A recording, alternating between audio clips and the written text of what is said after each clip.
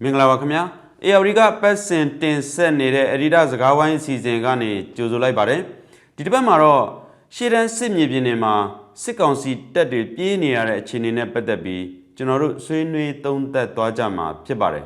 ကျွန်တော်ကတော့ ARD မြန်မာပိုင်း editor ကြောက်ခါပါကျွန်တော်နဲ့အတူတူဆွေးနွေးမဲ့သူကတော့ ARD ရဲ့ editor ချုပ်ကိုအောင်စောဖြစ်ပါတယ်ကိုစောမင်္ဂလာပါမင်္ဂလာပါကိုကျော်ကဟုတ်ကဲ့အခုဆိုလို့ရှိရင်မြန်မာနိုင်ငံထဲမှာတော့တိုက်ပွဲတွေကနေရာတော်တော်များများမှာအပြင်းထန်ဖြစ်နေရ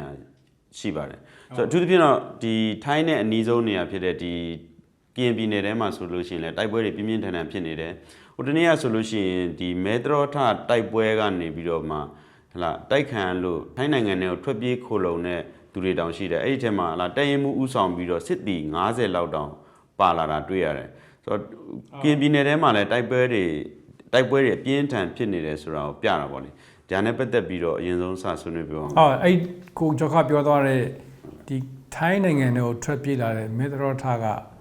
မြန်မာတန်မှုပါဝင်စစ်တီတွေရဲ့အခြေအနေပေါ့နော်။အဲ့ဒီသတင်းတွေကိုတော့ထိုင်းမီဒီယာတွေမှာဥမင်တန်ကြားတွေမှာအသေးချာကိုကာဗာလုပ်တာကိုကျွန်တော်တွေ့ရတယ်။ဆိုတော့ပြန်ကြည့်မယ်ဆိုရင်1993 94 95 96မှာဒီမေတ္တရောထတို့မနပလောတို့ဟလာပြီးတော့မေတ္တဝေါ်တို့ဒီဘောဘောတို့ဒီနေရာတွေကကျွန်တော်တို့ချင်းနဲ့စစ်တပ်ကနေပြီးတော့တိမ်မှုစ조사ခဲ့တယ်တိမ်လဲတိမ်နိုင်ခဲ့တယ်ဒီနေရာတွေအားလုံးကိုမြန်မာစစ်တပ်ကနေပြီးတော့စီးနိုင်ခဲ့တာကိုကျွန်တော်တွေ့ရတယ်ဒီနေ့ဒီချိန်မှာပြန်ကြည့်မယ်ဆိုရင်တော့အဲ့ဒီနေရာတွေအကုန်လုံးကိုစစ်ကောင်စီကနေပြီးတော့လက်လွတ်ဆုံးရှုံးလိုက်ရပြီဆိုတော့ကျွန်တော်တွေ့ရတယ်တန်လင်းတကြောတောင်ရင်းမြစ်တကြောပေါ့နော်ဆိုတော့အဲ့နေရာတွေအကုန်လုံးကိုကရင်ဘက်ကနေပြီးတော့ကရင်တပ်ဖွဲ့တွေကနေပြီးတော့တခြားတပ်ပေါင်းစုတွေကနေပြီးတော့ပြန်လာပြီးထိမ့်သိမ်းနေတာကိုကျွန်တော်တွေ့ရတယ်ပေါ့ဆိုတော့ပြီးခဲ့တဲ့နှစ်ကဆိုရင်တော့2029နောက်ပိုင်းမှာကျွန်တော်တို့စစ်တပ်ဘက်ကနေပြီးထွက်ပြေးလက်နက်ချစိတ်တကြဆိုတဲ့သတင်းတွေကိုဟလာကျွန်တော်ပြည်ပမီဒီယာတွေကနေပြီးတော့ကျွန်တော်ကာဗာလုပ်နိုင်ခဲ့တယ်တွေ့ရတယ်ဒါမြောက်ပိုင်းသတင်းအဲ့ဒီတိတ်မကြတဲ့အချိန်မှာပဲဒီနှစ်ထဲမှာကျွန်တော်တို့လောလောဆယ်ကာဗာလုပ်နေခဲ့တာတော့ပြီးခဲ့တဲ့2ပတ်3ပတ်အတွင်းမှာကျွန်တော်တို့ကာဗာလုပ်ခဲ့တာတော့တောင်ပိုင်းကကရင်ပြည်နယ်မှာ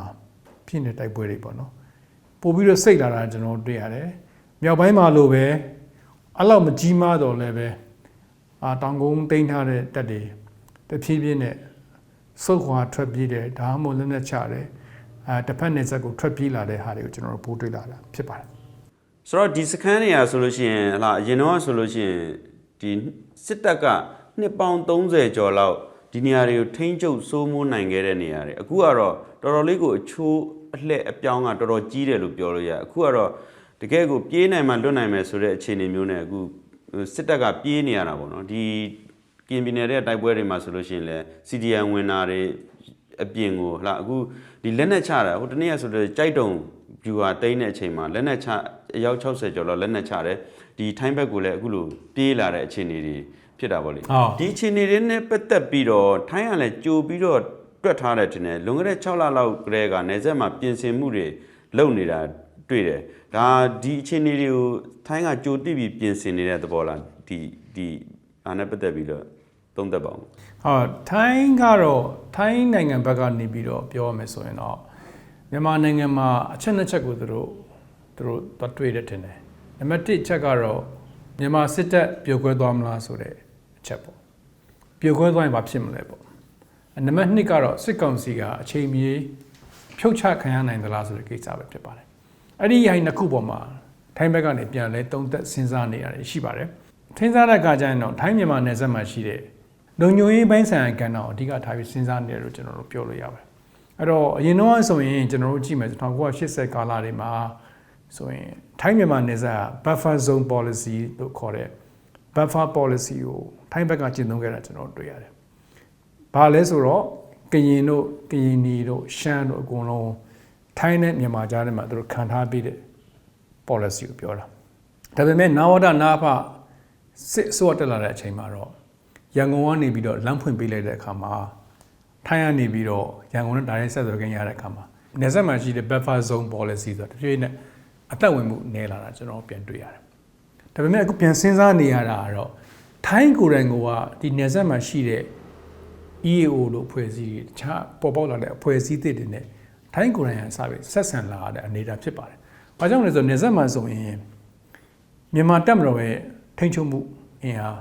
စုမှုနယ်မြေတွေမရှိတော့တော့ကျွန်တော်တွေ့ရတာဖြစ်ပါတယ်။ဆိုတော့ဒီနေဆက်တွေမှာရှိတဲ့အရင်လူဟောင်းတွေကပဲပြန်ပြီးတော့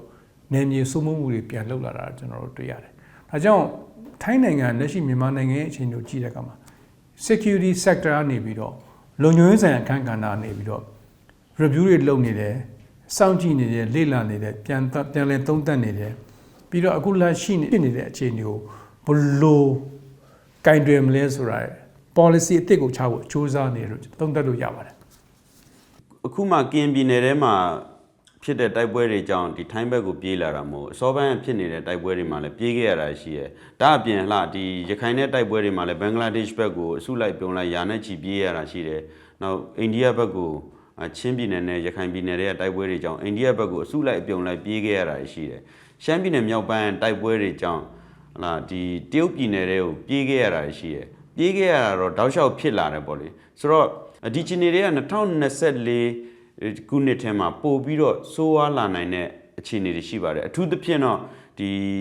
တက်မတော်နေ့ပေါ့ဒီ29ရက်နေ့နောက်ပိုင်းမှာပို့ပြီးတော့ဒီအခင်းချင်းကပို့ပြီးပြင်းထန်လာနိုင်ွယ်ရှိတယ်ပေါ့တချို့ဆိုမျိုးသိန်းနယ်သိန်းတွေတော်တော်များများဖြစ်လာနိုင်တယ်အဲ့ဒီအခြေအနေတွေမှာပို့ပြီးတော့စစ်တပ်ဘက်ကခံလာရနိုင်တယ်ပေါ့နော်အခုထက်ပိုဆိုးနိုင်တယ်ဆိုပြီးတော့သုံးသက်ချက်တွေတောင်ရှိတယ်ဒါနဲ့ပတ်သက်ပြီးကိုကျော်ခပြောသွားတာမှန်တယ်ဒါပေမဲ့ကျွန်တော်တို့အဲ့လိုပြောတဲ့အချိန်မှာကျွန်တော်တို့ထင်မှာအတွေးတစ်ခုပေါက်လာတယ်။ဘာလဲဆိုတော့တပ်ပြေးတွေများလာတဲ့အချိန်မှာနော်ဘင်္ဂလားဒေ့ရှ်တို့အိန္ဒိယတို့ထိုင်းတို့ကိုတရုတ်တို့ဘက်ကိုပြေးလာတဲ့သူတွေများနေတဲ့အချိန်မှာစစ်ကောင်စီခေါင်းဆောင်ကိုယ်တိုင်ကလည်းရရတွေခြေနေတာကိုကျွန်တော်တွေ့ရတယ်နော်။သူကဖျက်ကူးဖို့စ조사နေတာပေါ့။ရရနဲ့ကူဖို့စ조사သူကြုံနေတဲ့အခက်အခဲကြုံနေတဲ့အခက်အခဲတွေကိုဖျက်ကူးဖို့စ조사နေရတယ်ကျွန်တော်တွေ့ရတာပေါ့နော်။ထီးတင်တာတွေအစင်လာပေါ့ထီးတင်တာတွေရရချီးတာတွေကျွန်တော်တွေ့ရတယ်နောက်တစ်ခုကဘာလဲဆိုတော့သူတို့ရဲ့မြန်မာလင်းတို့ဂျင်းမုံတို့မပါတဲ့သတင်းပေါ့ဘာလဲဆိုတော့ဒီစစ်ကောင်စီခေါင်းဆောင်တွေကိုယ်တိုင်မိသားစုတွေဆွေမျိုးတွေအကုန်လုံးကစပြီးပြေးနေတဲ့ကိစ္စပဲသူတို့ရဲ့မိသားစုတွေကဘန်ကောက်ကိုလာပြီးတော့အိမ်တွေဝယ်တယ်ကွန်ဒိုတွေဝယ်တယ်အီလစ်ဗီဇာတွေဝယ်တယ်ဝယ်ပြီးတော့ဒီမှာဆက်ပြီးတော့နေဖို့အတွက်ဒီမှာခြေတချမ်းဒီမှာခြေတချမ်းကိုစပြီးချဖို့စူးစမ်းနေတာတွေကျွန်တော်တွေ့ရတော့ဒါကြောင့်ရဲဘော်တွေအားလုံးစီစဉ်ရဲနဲ့ပြေးနေရတဲ့အချိန်မှာလက်နဲ့ချနေရတဲ့အချိန်မှာအလံပြူထောင်နေရတဲ့အချိန်မှာအပေါ်မှာရှိတဲ့မီလီယံနာဗိုလ်ချုပ်တွေကလည်းမိသားစုတွေကလည်းအထိုင်းနိုင်ငံကိုရွှေ့လာတယ်သူတို့အီလစ်ဗီဇာတွေဝယ်တယ်ဟလာကွန်ဒိုတွေဝယ်တယ်အပြင်မှာ property တွေဝယ်တယ်ပြင်မှာနေဖို့သူတို့စပြီးစူးစမ်းလာတာပေါ့လေကျွန်တော်တို့ပြေးဖို့ပြေးနေတော့မတူဘူးပေါ့နော်အဲ့ဒါကိုပြောတာပါအပေါ်ကပြေးတာပေါ့အပေါ်ကနေပြေးတာစစ်တပ်ရဲ့အခြေအနေကကချင်တို့ရခိုင်တို့မှာလည်းလက်တော်မြင်နေရတဲ့အခြေအနေကတော်တော်လေးအခြေအနေမကောင်းတော့တွေ့ရတယ်မလားဆိုတော့အခြေအနေမကောင်းတာဘတ်ဆိုမကောင်းတာပေါ့နော်ဆိုတော့ဟိုခုနကျွန်တော်တို့ကကရင်နယ်မှာဖြစ်နေတဲ့ဟာ focus ထားပြီးကျွန်တော်ပြောကြတယ်ကရင်မှာတော့မှန်တယ်သူကနောက်ကနေရောက်လာတာဒါပေမဲ့ဒီຫນွေဥတော်လန်ရဲ့အဆမှာလက်နက်ကန်တော်လန်ရေးစတဲ့အချိန်မှာတော့ကရင်ကစခဲ့တာဖြစ်တယ်နောက်ဆုံးချိန်မှာတော့ကျွန်တော်မြောက်ပိုင်းကိုကူးဆက်သွားတာကျွန်တော်တွေ့ရတာပေါ့နော်ဆိုတော့အခုကချင်မှာရောရခိုင်မှာရောကြည့်မယ်ဆိုရင်စစ်တပ်ကအတုံယုံကြာဆုံးနေတာကျွန်တော်တွေ့ရတယ်အခုကျွန်တော်တို့ပြောနေတဲ့ကရင်ကိစ္စကတော့ကျွန်တော်နောက်ဆုံးပိတ် update တွေနဲ့ပြောတာပေါ့နော်ဒါပေမဲ့ဟိုမှာပို့ပြီးတော့ organize ဖြစ်တဲ့ပို့ပြီး organize ဖြစ်တဲ့ campaign တစ်ခုကိုအသေးချာလှုပ်ဆောင်နေတာကျွန်တော်တွေ့ရတယ်ကချင်နယ်မှာဆိုကြည့်မယ်ဆိုရင်ပေါ့နော်ရခိုင်နယ်မှာဆိုရင်တော့ရခိုင်နယ်ရဲ့40%အနည်းဆုံးကအေးလက်ထဲကိုကျွန်တော်ကြာသွားတာကျွန်တော်တွေ့ရတာပေါ့နော်တကယ်တော့ဒီစစ်တပ်ကိုအခုလိုဒီရိုင်နဲ့ယိုယွင်းလောင်လောက်တာစစ်တပ်ပဲဖြစ်တယ်ပေါ့လေဒီလိုအာဏာသိမ်းလိုက်တဲ့သူရဲ့စနစ်ကြောင့်ဒီလိုဖြစ်သွားတာပေါ့ဘယ်လောက်ထိဆိုးလာလဲဆိုလို့ရှိရင်အခုဆိုလို့ရှိရင်ဟလာဒီစစ်တပ်ထဲမှာဝင်မှုလူခေါ်တယ်ခေါ်လို့မရတော့စစ်မှုထမ်းဥပဒေကိုအသက်သွင်းပြီးတော့လာပေါ်တာဆွဲတဲ့လူတွေကိုလိုက်စုနေရတဲ့အခြေအနေတောင်ဖြစ်လာတယ်ပေါ့လေဒီနေ့ဒီအချိန်မှာစစ်တပ်ကပေါ့နော်ပြောရမယ်ဆိုရင်ဘယ်လိုမျိုးစစ်တပ်လို့တောင်ပြောရမလဲမသိဘူးဒီပုံမှာလည်းသုံးသက်ပါဘူးပေါ့နော်ပြီးခဲ့တဲ့အပတ်ကဘန်ကောက်မှာလုပ်ခဲ့တဲ့မြန်မာရေးဆွေးနွေးပွဲတစ်ခုမှဆိုကျွန်တော်လည်းတက်ခဲ့ပါတယ်အဲ့မှာပြောတာကတော့ဒီစစ်တပ်ပြိုသွားနိုင်သလားဒီစစ်တပ်ကိုအတိုက်ခံချေမုန်းနိုင်သလားဆိုတဲ့ကိစ္စဖြစ်တယ်ဆိုတော့ ဒီကနေ့ပတ်သက်လို့အတွေ့အကြုံနှစ်ခုရှိရလို့ကျွန်တော်ထင်တယ်နံပါတ်1ကတော့စစ်တပ်မပြုံနိုင်ဘူးစစ်ကောင်စီပြုံနိုင်တယ်ကျွန်တော်ပြောခဲ့ပြီးပြီအစမှာဒါပေမဲ့ဒီနေ့ပြောနေတဲ့သူတွေကအဲ့ဒီပွဲမှာပြောနေတဲ့သူတွေကအရင်တော့အာနာသိမ်းပြီးနှစ်ပတ်အတွင်းမှာဆောင်းပါးတစ်ခုရေးခဲ့တယ်Asia Time Magazine မှာရေးခဲ့တယ်အဲ့ဒါဘာလဲဆိုတော့ဒီအာနာသိမ်းပွဲမှာမြန်မာစစ်တပ်ကပဲနောက်ဆုံးပိတ်နိုင်မှာပဲဆိုပြီးရေးခဲ့တဲ့သူတွေရှိတယ်ရေးခဲ့တဲ့သူဆောင်းပါးရှင်တွေရှိတယ်အဲ့ဆောင်းပါးရှင်တွေကိုယ်တိုင်ကဒီနေ့ပြောနေတာတော့မြန်မာစစ်တပ်ကအကြရှုံးနိုင်တယ်လို့ပြောနေတာဖြစ်ပါတယ်ဆိုမြန်မာစစ်တပ်ကကျွန်တော်တို့အရင်တော့သိထားခဲ့သလို invisible army လို့ခေါ်တဲ့တင်ကြားမင်းကောင်တတ်မဟုတ်တော့ဘူးမြန်မာစစ်တပ်ကဒီနေ့တိုက်မယ်ဆိုရင်ပြိုကွဲသွားနိုင်တဲ့တိုက်လို့ရတဲ့တပ်တစ်ခုဖြစ်တယ်ဆိုတဲ့အချက်ဖြစ်ပါတယ်အဲ့တော့တိုင်းသားအုပ်စုတွေကိုတိုင်းသားကောင်းဆောင်တွေကိုတိုင်းသားတပ်တွေကိုဘာကြောင့်တိုက်နေတယ်လဲလို့ကျွန်တော်မေးမယ်ဆိုရင်လည်းသူတို့ဖြေတဲ့အဖြေတစ်ခုတော့ရှိမှထင်ပါတယ်ဘာလဲဆိုတော့မြန်မာစစ်တပ်က1990မှာတိုက်ခဲ့တဲ့တပ်တစ်ခုနဲ့မတူတော့ဘဲနဲ့စစ်တပ်ပိုင်းဆိုင်ရာရအောင်တိုက်ရိုက်ခိုက်ရေးစွမ်းရည်ရအောင်ပျက်စီးနေတဲ့တပ်တစ်ခုဖြစ်တယ်ပေါ့နော်ဒါကြောင့်သူတို့တိုက်တာမြန်မာစစ်တပ်ကဟိုအရင်တော့လို့ပဲစီကံရှိတဲ့တပ်တစ်ခုတိုက်ရိုက်ခိုက်ကောင်းတဲ့တပ်တစ်ခုဆိုတိုက်ဖို့တော်တော်စဉ်းစားမှတပေါ်ရှိတယ်ဒီနေ့ဒီချိန်မှာတော့မြန်မာစစ်တပ်ကိုသူတိုက်လို့ရတယ်တိုက်လို့ရတဲ့အပြင်မြန်မာစစ်တပ်ကပြိုကွဲပျက်စီးသွားနိုင်တယ်ဆိုတဲ့အမြင်ကဒီစစ်ကောင်စီကိုမြန်မာစစ်တပ်ကိုလက်နက်ကင်တိုက်နေတဲ့အုပ်စုလက်ထက်မှာကအဲ့ဒီအစွဲဝင်သွားပြီလို့အဲ့ဒီယုံကြည်ချက်ဝင်သွားပြီလို့ကျွန်တော်ကတော့ထင်တယ်ဆိုတော့မြန်မာစစ်တပ်ကိုချိန်မုံလို့မရဘူးလားဆိုတော့ရတယ်တခြားနိုင်ငံတွေမှာကြီးမယ်ဆိုရင်လည်းအမေရိကန်မှာပဲကြီးကြီးဟလာဥရောပမှာပဲကြီးကြီးအလုံးအင်အားကြီးမှတက်တွေကုန်တော့ရတယ်နောက်ဆုံးပိတ်ကျရင်ဖြိုခွဲခံရတာရှိတာပဲအဲ့တော့မြန်မာစစ်တပ်ကဘာကြောင့်ဖြိုခွဲခံလို့မရမှာလဲဆိုတော့အားပေါ့နော်ဆိုတော့ကျွန်တော်တက်ကကျွန်တော်ထင်တယ်ပြိုသွားနိုင်တယ်ပေါ့မြန်မာစစ်တပ်ကိုတိုက်ဖို့အတွက်ကိုလည်းကျွန်တော်တို့ဘိုးနီယန်တို့မျိုးမလိုဘူးပေါ့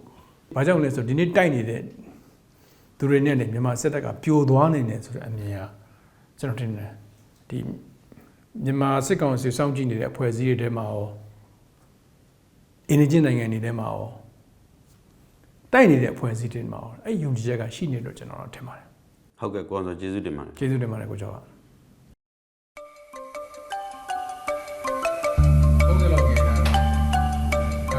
ဒါဘောဇောဆက်တယ်ဒါကြောက်ခါရဲ့တူဖြစ်မယ်ဒါ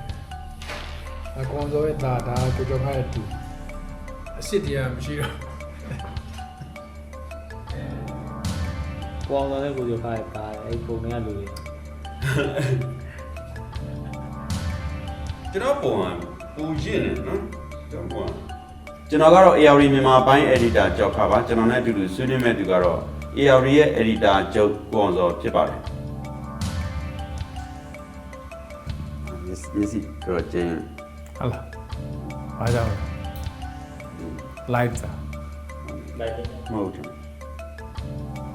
ကျွန်တော်လည်းဆက်ဒီကောင်းကြောင်းညာစမယ်နော်